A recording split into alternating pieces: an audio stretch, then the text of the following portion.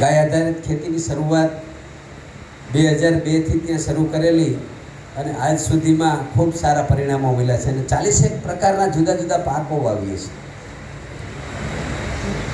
આ બધા જ પાકોમાં ખૂબ સારી સફળતા મળી છે અને આ સફળતાનું કારણ છે જે સાહેબે કીધું કે આની અંદર બેક્ટેરિયા છે, રાઇઝોબિયમ છે, માઇકોરાજા છે, બેસિલોમાઇસિસ છે, મેટારિઝિયમ છે. આ પ્રકૃતિના વિજ્ઞાનના કાર્યકર્તાઓ છે.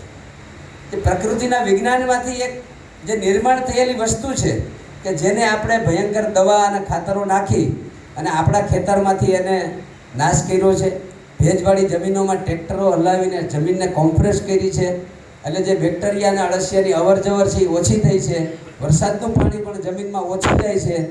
રાસાયણિક ખાતર નાખો એટલે આપણે જેમ ચાસણી કડક થઈ ગઈ હોય, લાડુ કડક થઈ જાય ને એવી જમીન થઈ જાય છે.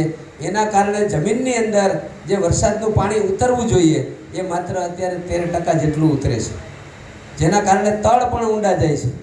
જો તમે પ્રાકૃતિક ખેતીની શરૂઆત કરશો, આમ તો પ્રાકૃતિક એટલે આ બધા શબ્દો હવે આવ્યા છે.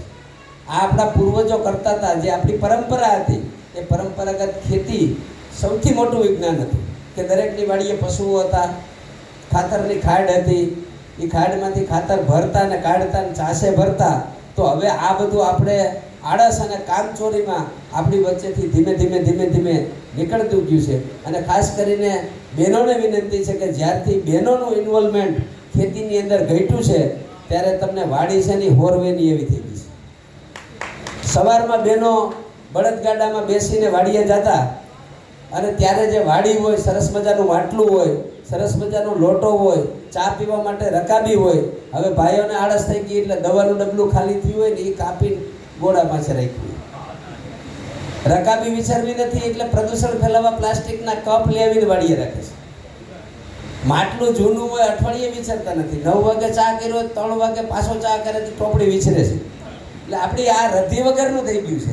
જો રદ્દીને પાછી લાવવી હોય તો આપણી ભારતીય સંસ્કૃતિનો મૂળ આધાર સ્ત્રી છે અને બહેનોનું ઇન્વોલ્વમેન્ટ એમાં થાય. અને બહેનોમાં થોડી ફેશન આવી છે નવયુવાનોમાં કે દીકરી ખેતી નહીં કરે, પણ એના વગર ખેતી છે, ઘર છે, સંસાર છે, આપણી જે સંસ્કૃતિ છે એ ક્યારેય સફળ નહીં થાય. હું 6 મહિના પહેલાં ચાઇના ગયો હતો. તો ચાઇનાની અંદર બધી જ બહેનો મોલ ચલાવે, દુકાનો ચલાવે, ઇન્ડસ્ટ્રીઓ ચલાવે. એટલે મેં કીધું પુરુષો છે કે નહીં? એ બધા હેવી કામ માટે ઇન્ડસ્ટ્રીની અંદર કામ કરે છે અને બહેનો બધી વેપાર કરે છે. સરકારે એટલે આપણે સખી મંડળો બનાવ્યા છે કે બહેનો જે કામ કરીને દે ને એ કોઈ ન કરતી. એટલે અમે અમારી એક કેશોદ ફેક્ટરી છે, આરોની મેમ્બ્રેન બનાવી છે ચંદ્રડામાં. ત્યાં અમે 25 બહેનોને રાખી છે કે ઝીણામાં ઝીણું કામ, ઝીણવટભરું કામ છે એ બહેનો જે કરે એ પુરુષો ક્યારેય કરી શકે નહીં. એટલે આખા ભારતની અંદર 5 ફેક્ટરી છે, એમાં પહેલા નંબર ઉપર આપણી ઇન્ડસ્ટ્રી છે. એવી ક્વોલિટી સરસ બનાવીએ છીએ. એટલે આપણે જે આપણી વચ્ચેથી બહેનો જે આપણી ખાસ કરીને ખેતી આપણો મુખ્ય વિષય છે. ખેતી જીવનનો આધાર છે.